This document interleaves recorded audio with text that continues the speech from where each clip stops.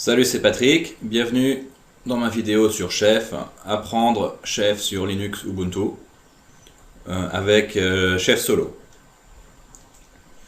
Alors la table des matières, c'est pourquoi utiliser Chef, qu'est-ce que Chef, comment utiliser Chef avec une démo par screencast, et si je fais XYZ avec quelques expérimentations, je vais faire exprès des erreurs. Alors je pars du principe que tu as une connaissance de base de l'administration des serveurs Linux. Si c'est pas le cas, cette démo n'est peut-être pas pour toi. J'ai écouté les commentaires, donc j'ai fait une intro plus courte. J'utilise une plus grande police de caractères, je laisse les fenêtres ouvertes plus longtemps.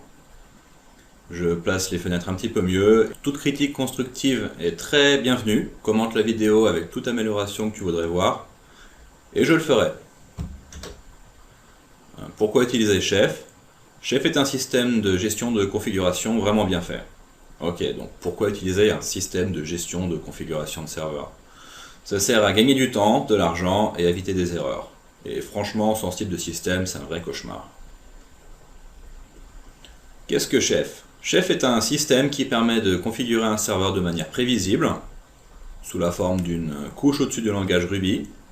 C'est le couple chef client et chef serveur, ou bien Chef Solo qui peut tourner seul. Dans cette démo, on va utiliser Chef Solo. Alors voilà un exemple, tu veux un fichier avec un certain contenu et certains droits. À chaque lancement, Chef va le mettre à jour. Là, on voit le nom du fichier, son mode de permission, le propriétaire du fichier et son contenu. Et voilà le même fichier avec un exemple un tout petit peu plus élaboré. Donc lorsque ce fichier change, on a ce service à page 2 qui est redémarré. On voit Notifies Restart Service à page 2, et juste au-dessus la définition. Donc par défaut, ça va juste le lancer, et si jamais le fichier change, ça va le relancer. Par contre, si le fichier ne change pas, ça ne le relance pas, ce qui évite de relancer à page tout le temps, et juste de le relancer au bon moment. Faut-il utiliser Chef ou Puppet? J'ai commencé avec Puppet il y a quelques années. À l'époque, Puppet était beaucoup plus abouti, avait beaucoup plus d'utilisateurs, et Puppet était, et est toujours, plus facile à mettre en place. Mais depuis, j'ai pu travailler avec un environnement Chef en production, et immédiatement j'ai trouvé ce système génial. Tous les problèmes, toutes les prises de tête que j'ai pu rencontrer avec Puppet n'existaient plus avec Chef. C'est toujours possible de s'en sortir avec Puppet, mais pour beaucoup de choses un tout petit peu plus avancées, il faut utiliser des bricolages dégueulasses. Bon, je donnerai des exemples un autre jour. Cette vidéo est faite pour montrer pourquoi Chef est un système génial, pas pour parler de Puppet. Mais bon, il fallait quand même aborder le sujet. Alors, les points faibles de Chef. Chef est vraiment bien, c'est le marketing qu'ils ont loupé. La documentation est mauvaise, elle n'est utile qu'une fois qu'on a bien compris Chef. À ce moment-là, ça devient une bonne référence. Leurs démos ne sont pas mieux, ils essayent de tout faire à la fois, et c'est le meilleur moyen de perdre les gens en route. Chef serveur est beaucoup trop compliqué, donc même commentaire, on perd les gens en route. Il y a quelques aspects du produit lui-même qui ne sont pas au top, comme une partie de la syntaxe, mais bon, il suffit de copier-coller en attendant de s'y habituer, donc ça se gère. En conclusion, Chef est génial et très facile à utiliser si on l'explique correctement. La preuve, cette vidéo est super courte. Prochaine partie, comment utiliser Chef. Je vais faire une démo avec Chef Solo. Le support sera un serveur Linux Ubuntu totalement vide, une install serveur de base. Nous allons installer Chef en une ligne, et nous allons ensuite écrire une configuration Chef en l'exécutant au fur et à mesure. Nous allons aborder plusieurs concepts de base, à savoir les cookbooks, ce qui veut dire livre de recettes, les recipes, recettes, des définitions de ressources dans les dites recettes, des templates, des déclencheurs ou triggers, c'est le mot-clé Notify qu'on a vu un petit peu plus tôt, des définitions de services et des attributs. Alors c'est la dernière diapo avant la démo, fais-le avec moi, c'est facile, pause ou reviens en arrière si tu manques quelque chose, je suis très sérieux, fais-le avec moi. Tu dois combiner théorie avec pratique pour apprendre, sinon tu auras juste perdu presque une demi-heure à regarder une vidéo. Special effect. Bienvenue sur mon serveur Linux Ubuntu entièrement vide, il n'y a rien du tout dessus, c'est on peut regarder, LSB release, c'est Ubuntu 12.04, il est vraiment tout vide, j'ai juste fait apt-get update, et il n'y a pas encore Chef, comme on peut voir, ici. Alors, je vais l'installer avec une ligne de commande toute faite. Ça va le chercher chez Opscode. Voilà, je l'ai copié-collé. Je la mettrai dans la description de la vidéo.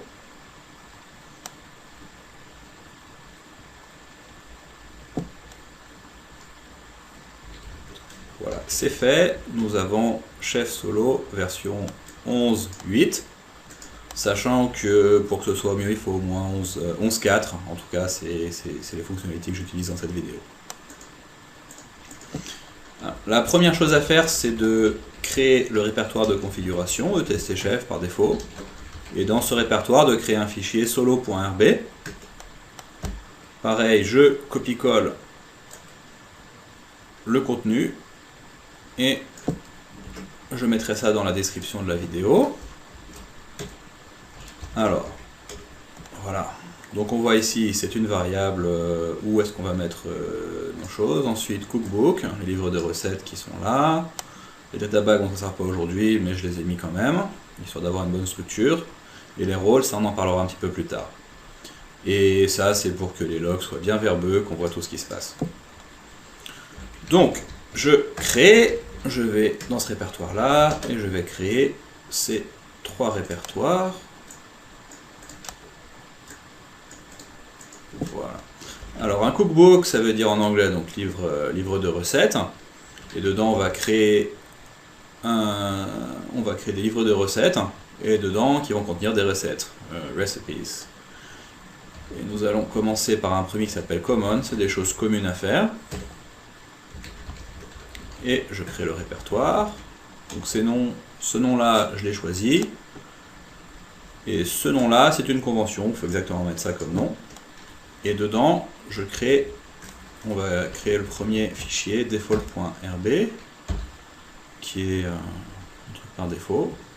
Et par exemple, il est possible de s'assurer qu'un répertoire a toujours les bons droits. Donc le répertoire root doit avoir des permissions restrictives,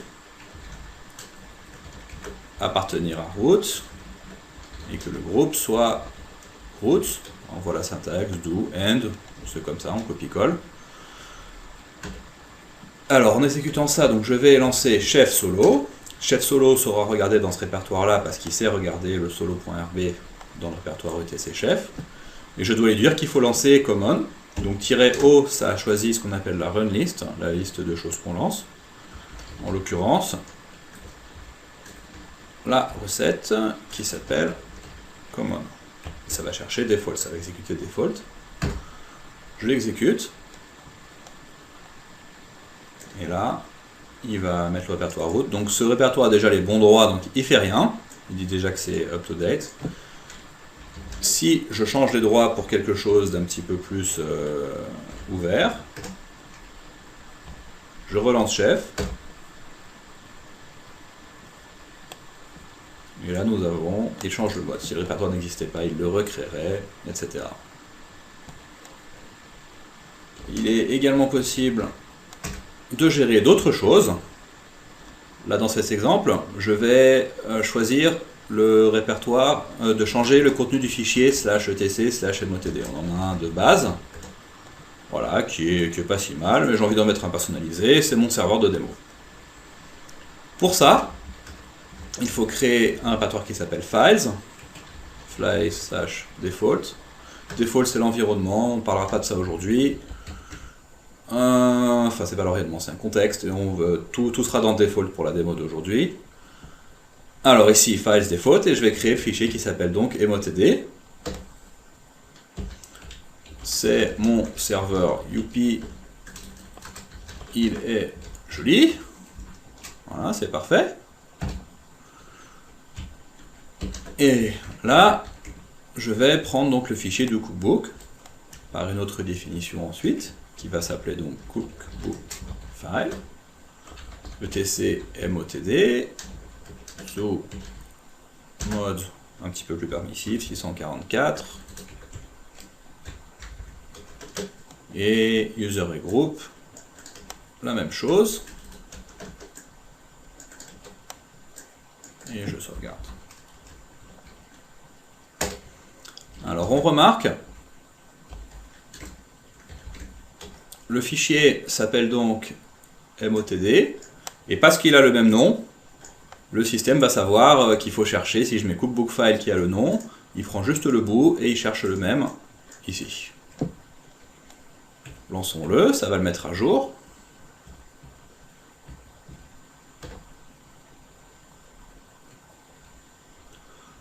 Voilà, ici il y a un diff qui dit ce qu'il y avait avant, ce qui change. Et si on fait 42/etc/motd, on voit bien qu'il y a le bon contenu que j'ai mis. Et s'il relance, il va rien faire. Alors, il y a d'autres choses qui sont possibles. On peut créer par exemple d'autres recettes. Je vais en créer une pour des packages, pour supprimer des packages par exemple. Il y a le package qui s'appelle Whoopsie, qui est installé par défaut sur Ubuntu, que j'aime pas. Et donc je vais le supprimer de tous mes serveurs dans cette recette common. Enfin, des serveurs où je lance common. Alors là, pour la syntaxe, c'est package, le nom, do, end, et là, l'action, c'est remove. On remarque que plutôt que ce soit remove de manière standard, qui serait un peu comme ça, on utilise $remove. C'est ce qu'on appelle un symbole. Je peux faire une recherche, mais bon, il suffit de copier-coller, action, c'est remove, c'est comme ça. Et là, si j'exécute, là, il faut donc exécuter common package, comme ça. Par défaut, ça exécute que default, et si je précise, ça va exécuter common package.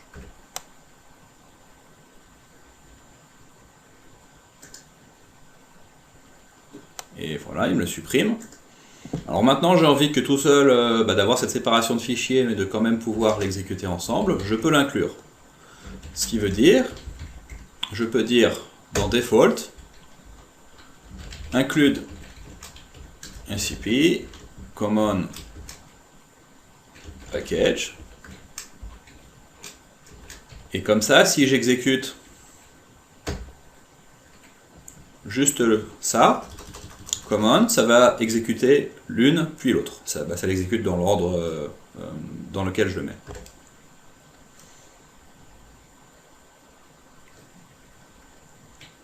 Et voilà, donc ça a exécuté l'un puis l'autre. Il ne faut pas faire attention au warning, c'est parce qu'en vrai c'est un symlink. Si je le supprime, il n'y aura plus ce problème. Il le recrée et c'est plus un symlink. Voilà. Prochaine étape, je veux supprimer un autre package. Par exemple, il y a un autre truc qui s'appelle Landscape. Pareil, il l'installe par défaut. C'est pour si on veut prendre un support payant Ubuntu. Et ben disons, j'ai pas envie de mettre Landscape Common ou Landscape Client, je l'aime pas. Pareil. Et ben dans package, je vais remettre la même chose. Mon package, sauf que là ce sera le Landscape Client, mettons.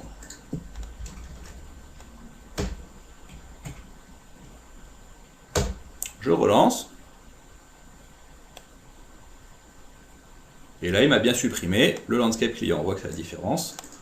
Une ressource mise à jour. Et je veux aussi supprimer Landscape Common. Donc là, ça commence à faire beaucoup. Heureusement, j'ai l'accès à tout le langage Ruby, ce qui va me permettre d'utiliser un tableau, ou array en anglais, et d'itérer dessus avec un for each. Enfin, Ruby, c'est .each. Donc ça, .each, do, et ce sur quoi j'itère, voilà, ça le mettra dans la variable pkg.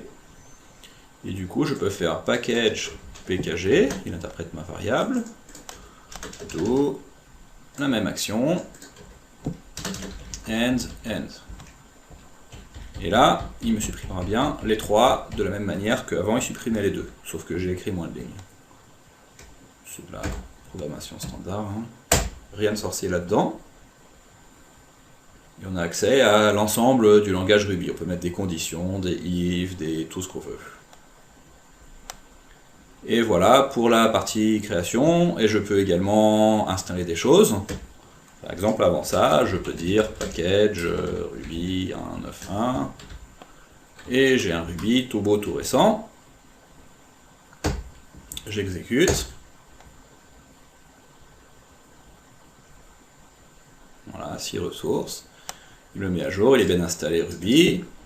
Si je réinstalle Whoopsie par exemple, je relance, il me le supprime bien, etc. Ça converge toujours vers le bon état. Et nous avons bien Ruby qui est installé, voilà, libruby 1.9.1, etc.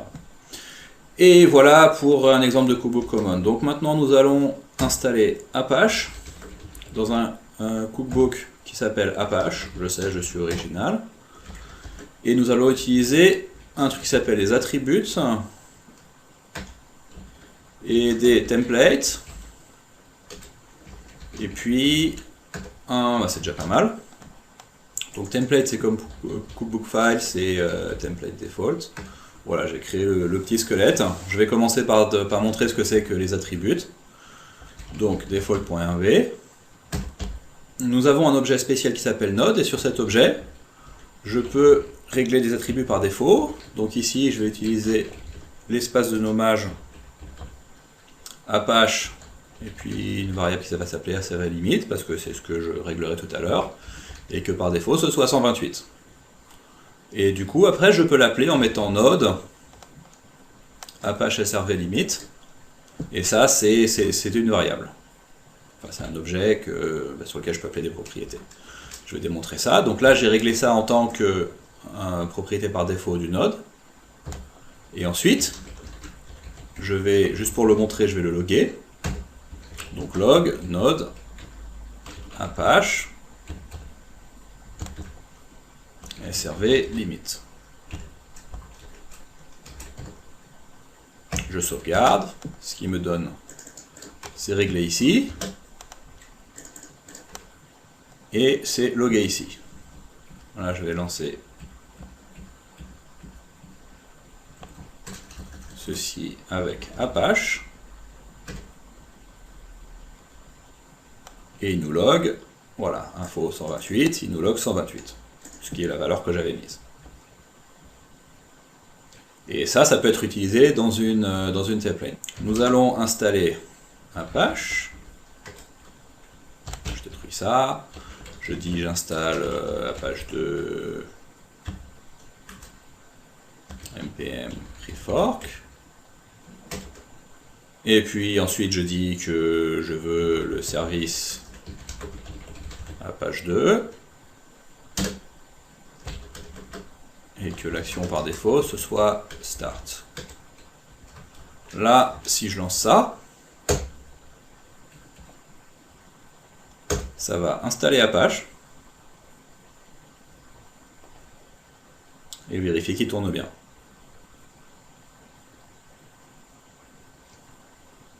Voilà, service start. Et si je fais un Apache ctl stop, qui est équivalent à service Apache 2 stop, je relance chef, il vérifie que ça tourne bien. Voilà, il me l'a relancé. Donc repartons sur notre template. Donc nous allons créer une template dans le fameux répertoire serverlimit.conf. Et les templates sont en langage ERB, c'est un truc Ruby assez connu, c'est bien documenté. Et je vais dire que server limit, c'est la valeur. Dans les templates, j'ai accès directement au node. Alors la manière dont ça marche ici, c'est je mets ces symboles-là et ça me met la variable Apache SRVLimit.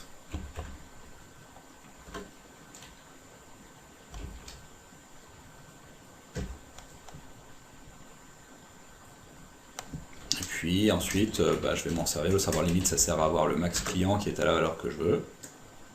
Voilà mon template.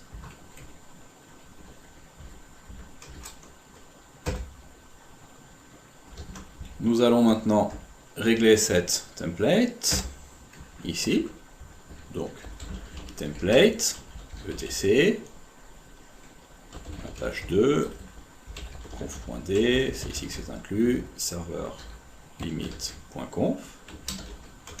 Donc là on s'aperçoit bien que c'est serveur limit.conf avec le chemin, ça c'est où est-ce que c'est inclus.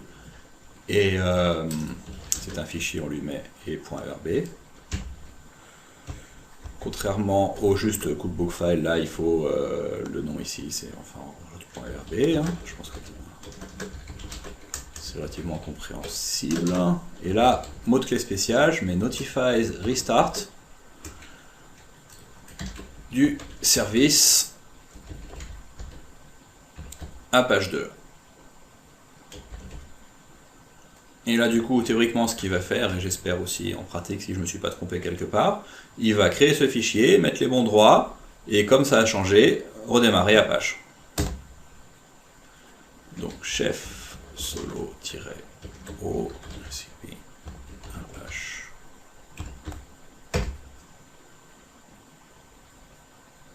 Voilà, il crée le fichier, il a vu que ça a changé, il a redémarré. Et si je mets un contenu bidon dans ce fichier, pour changer, serveur limite,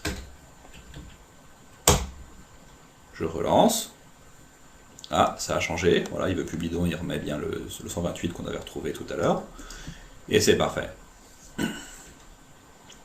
Alors, prochaine étape, je vais montrer ce que c'est qu'un rôle et ce à quoi ça sert.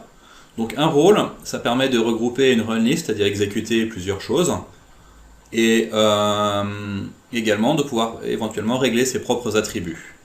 Alors ça c'est défini dans le répertoire rôle. Et alors on va créer par exemple pour web small, on va créer un truc qui a seulement 64 max clients. Je vais l'appeler web petit. Voilà. Donc là je dis que mes default attributs pour lui, donc ce qui est défini dans le rôle écrase ce qui est défini dans le cookbook. Apache, c'était Apache, SRV limite, attention à la syntaxe, il faut copier-coller, c'est un array, il y a plusieurs manières de le faire, mais comme ça c'est le plus lisible. Et la run list, en tant qu'à faire, puisque c'est un serveur générique, je vais lancer common, et je vais lancer ensuite Apache, ce qui me permet de combiner les deux. Avec, oups, j'ai dit 64, j'ai mis 128 machinalement, voilà, 64. Et là, du coup, quand je lance chef, plutôt que de lancer ça, je vais lancer le rôle qui s'appelle un web petit. Et on voit qu'il va faire, voilà, il me le met 64, il relance bien Apache, tout ce que je voulais. Et également, on voit qu'il a fait un expand, voilà, run list role, qui devient common Apache. Et l'astuce, c'est que je peux copier ça, ou le modifier autrement, et je veux un web gros.